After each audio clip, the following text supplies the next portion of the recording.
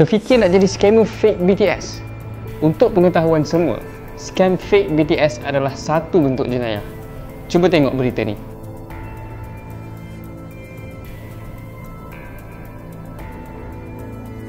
Menurut MCMC, hasil siasatan awal mengenal pasti modus operandi terbaru sindiket dengan mengubah suai kelengkapan komunikasi fake BTS berkenaan untuk beroperasi secara mudah alih.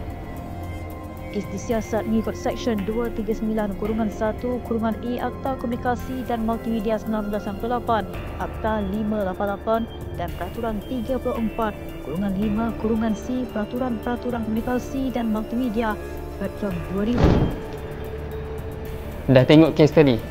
Berat kan hukuman dia kalau kita menggunakan fake BTS ni?